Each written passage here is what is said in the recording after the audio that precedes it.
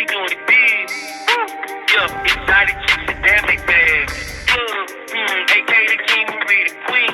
Okay, yeah, we rep the sports and breeding team. We plugged in, we doing it big. Yeah, exotic chicks and damn they bad.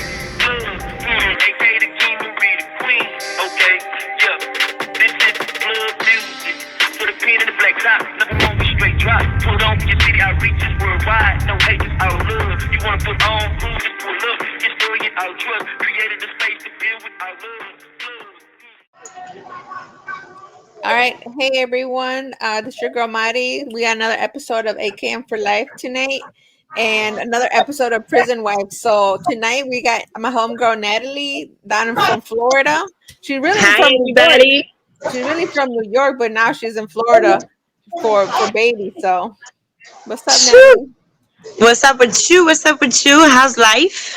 Life, life is good. I can't complain. They could be worse, but it's a blessing to be where I'm at right now. So That is very true. That is very true. I must admit, how was visit with hubby today? it's always fun with him. I'm always spanking him and Rummy, spanking him and Sorry. We do the little game thing and everything. I mean, we make the most of it. We don't really get a lot of opportunity to do a lot of things. So, I mean, but I can't So complain. I wouldn't change it. So I know you guys the story, but tell everybody like how you and Solomon met. Well, of course, he hit me up on a certain thing that, yeah, whatever. And out of the blue, we had we didn't know anybody in common at all. And he just messaged me out of nowhere, and I was drawn to him instantly. Mm-hmm. And the rest was cake from there. Like we spoke on the phone, and he felt at home with me, and I felt, oh my God, in heaven with him. And we took it there, and we went. How long ago did you guys meet? 4.5 years ago. Oh, okay, yeah, I think it was kind of like around the same time I think AK had met. You guys already were. I think you guys were already together. Yeah, we were.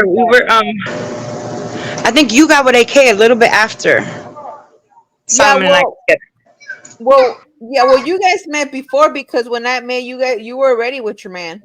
You know what I mean? Yes, that's when we were both going through the whole CM bit, or well, you know that. Yeah. Yeah. The worst year and a half of my life. Yeah, for real. But now we're married. We're married, legally married. Okay. Yes. So how was the marriage process in Florida? Like how was that? Because I know Texas. No. 4 different times at 4 different institutions. Damn. Every time we got approved, they would move him, or they put him in CM. This final time, I put my foot down, and that was it. Mm-hmm. I told the chaplain, if we don't get married this time, I'm not getting married. After a while, you get overwhelmed with the constant disappointment and the constant arise of something negative that always ruins it. Yeah. And the chaplain told me, he said, I'm going to tell you something. The way that man talks about you, yeah, this is something that's meant to be. So you're getting married. And I said, okay, from your mouth to God's ears. We were married September 10th of 23. Mm-hmm. But we originally had like 5 different dates before we got that final date.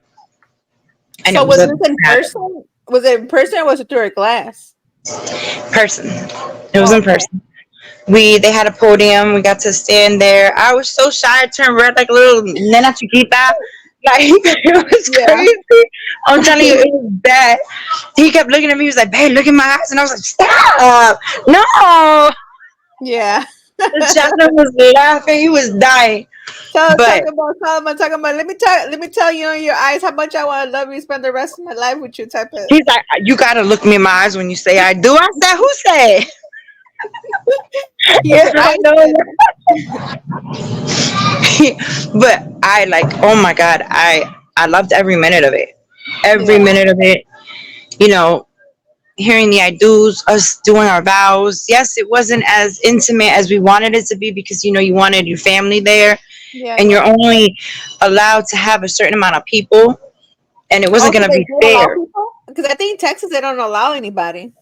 Well, here they allowed 4 people, but it wouldn't be fair because we have 5 kids. And then we Oh have my yeah, mom, his mom. We have more. So we were like, you know what? When he comes home, we'll do a big wedding. But for now, we're just gonna do this little wedding just for the both of us. yeah, yeah. And I mean, I loved it. I loved it. I love the man to death, and you know this. I No, mean, I I already know, bride girl. to You've been you. going above and beyond for this man. You've I been mean, I'm doing all the way in mountains, all Florida, types of like shit for for him. him. So I love, like, I was blessed. I still am blessed. Yeah, He's the most amazing thing, the most amazing person in the world to me. yeah, So, like I said, I wouldn't have it any other way. I'm all the way down here. I yeah, relocated everything, my kids, our lives, everything, just to come down here to fight for him and bring him home. yeah. And So it's been good.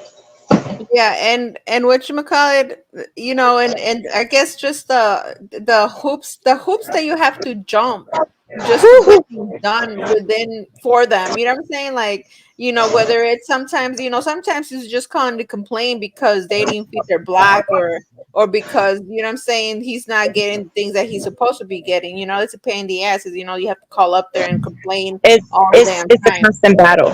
It's a constant battle all the Yeah. time. If it's not canteen or the phone or lockdown or the mistreatment or how they're being treated or this, that, or the third, or how the correctional officers look at us and how they Yeah. say that we're the ones that are bringing the contraband or doing this, that, and the third, and it's Mhm. really them. It it's oh Lord, and then it's a battle. It's a constant battle, but so long as you feel that it's worth it, that's all that matters in the end. Yeah. So So I wouldn't. have you had a time where they told you like you bringing contraband in? Oh my God, how many times have they told me that? Multiple times.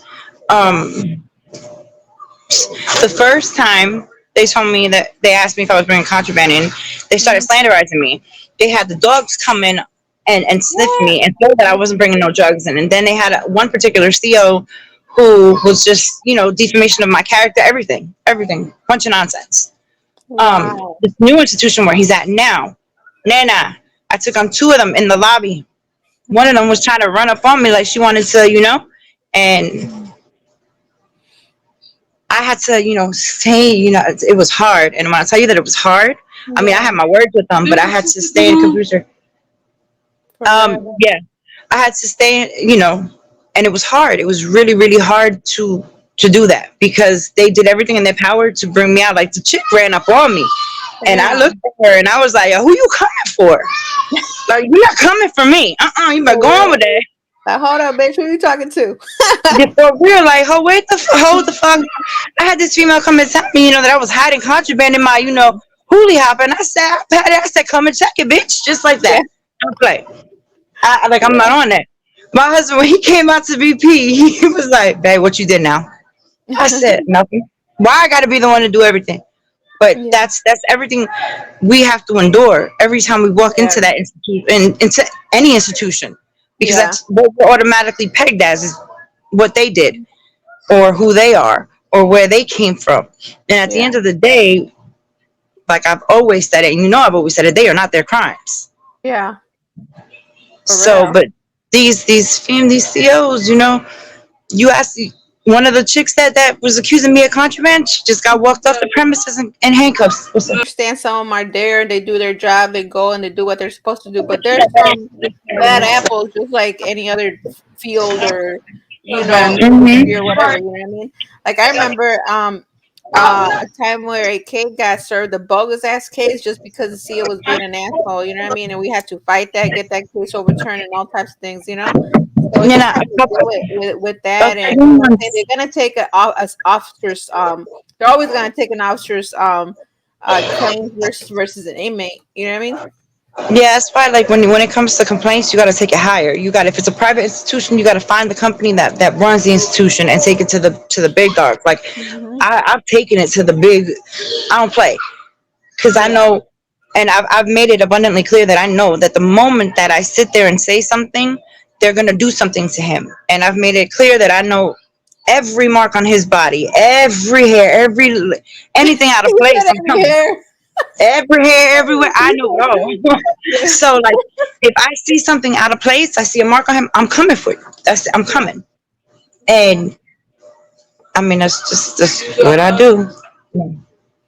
That's just what I So do. yeah. So what's the status? I know you're working right, on getting your man home. Like what are you working on right now for that? But we got a lawyer. We got his Mhm. newly discovered evidence. I got everything that we needed. Mhm. It took all the research that I did to, Yeah. and me going to the state attorney, to the attorney general, to the public defender, to the Wow. clerk of courts, all of them, um, to let them see, their error. I noticed that they gave him a sentence that he was supposed to be paroled after 25 years. There was no Wow. evidence, so he shouldn't even gotten the sentence that he got to begin with. Yeah. But they did him the way they did him because, to me, it was a racial thing and it was a discrimination thing, Like always. like A lot how it always a is, lot of how it times. always Yeah. is. Mhm. Um, so they hit him with that sentence. Hold on, see. They hit him with that sentence and he got stuck. So when I went in and I started researching it and I started contacting all the necessary parties, they all had the same thing, but the Department of Corrections, they had a different sentence. So when I contacted the Department of Corrections, the parole board, a parole commissioner, the commutation of sentencing, all of them people, because I went there. They went and they said that they were allowed to change his sentence to how they saw fit, to Mhm. what the law was at the time when he was sentenced. Well, that's what fine and dandy because the law was revised. But where they messed up was in his transcripts. In his sentencing transcripts, the judge clear as day says the law of revision does not apply to his case because his case took place in 95. Therefore, he is parole eligible after 25 years. My husband's going on 30 years in May. Wow. Wow. 30 years, they still got him locked down. Hold on, see, let me finish this interview and then I'll. 30 years they got locked down. That they had him locked down, and they're not trying to hear it. DOC is not trying to hear it. So what I've done now is I've contacted legislators. I've got 4 legislators looking into his case. Damn. I got some legislators contacting the Department of Corrections. We have his attorney who is about to, file for I think a 3.800, then for an evidentiary hearing, a resentencing, all everything. I've Yeah. contacted senators. I'm not on it. I'm not on it. A Yeah. lot of them say, "Oh, well, look at his crime, or look at this, that, or the third."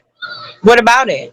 If you fools let out pedophiles who Mhm. sexually For abuse real. children, For and you real. feel that they are rehabilitated, then why can he not be allowed to be rehabilitated? It's been Yeah. 30 years. Well, not only that, but So anytime that the criminal justice system, like they're at fault for something, you know what I mean? Because I've talked to people who have been wrongly incarcerated, and there's because of a lab mishandle and so whatever, right? Or a yes, police report, yep, or there's been stories where of like even police officers and stuff, like dirty cops planning stuff into people, you know what I'm saying? Stuff like that, right? So yeah. when that comes to light, when you know what I'm saying, they kind of obviously they don't want to shed no light to that. You know what I'm saying? They don't want to be like, oh yeah, we were wrong, my bad. You know what I mean? So they And rather that's just prolong the process. You know what I mean? but the longer they prolong it, the worse, and they don't realize it, the worse they make it for themselves. Because at the end of the day, when that person gets an attorney, when that person gets the proof and the evidence, Hmm. they're either faced with a retrial and having to spend those millions of dollars of doing it, Yeah. or admitting that they were wrong the entire time and just letting them go. Yeah. So in either way, they're gonna look bad no matter what. Hmm. So prolonging it just makes them look worse.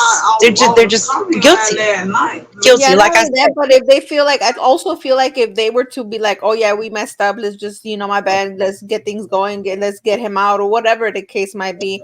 I feel like Hmm. then they're gonna be like, well, other people are gonna be doing it, and then we're gonna be dedicating a whole department just for stuff like that. You know what I'm saying? They don't want to do all that and use the researchers for that. You know what I mean? They don't want to do anything when it comes to it because let's be realistic. If you look at the prison system, you go into any of these institutions, the way that they have these men and women living, the Hmm. conditions, the Yeah. fact that they don't have them, the food is horrible.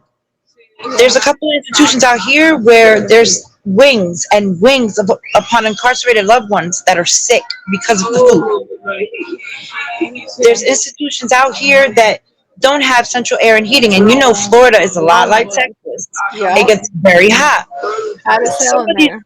some of these last summer, the incarcerated loved ones, they were dehydrating. Yeah. They weren't Some giving of them them enough having water. heat strokes. Heat strokes. It's Yes, so damn hot in a cell. You're in a cell with like bricks or all concrete. day, nonstop. I mean, Mm. it's horrible. Right now, Yeah.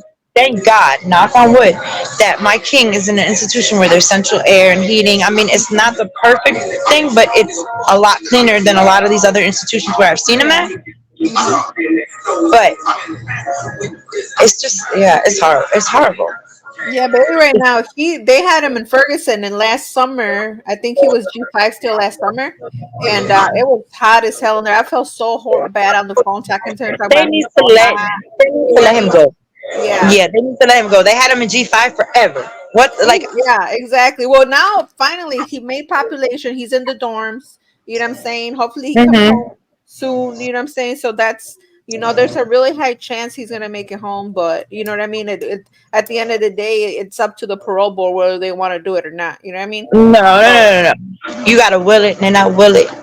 This yeah, not up to the parole board. Like, you will it, and you fight and keep fighting the way that you have been, yeah. because, like I said, AK is not his crime, Mm-hmm. and he's done his time. Just like Yeah. my husband has done his time. Just Yeah. like Bring half him the men home. that we know and half of the women that we know that are in there Mm-hmm. have done their time. Yeah. It's the system says that they want to rehabilitate them, that Yeah. in their eyes they are redeemable, that they, they take care of them, that they make sure that they have everything that they need. Half the time they don't even have a doctor. Right.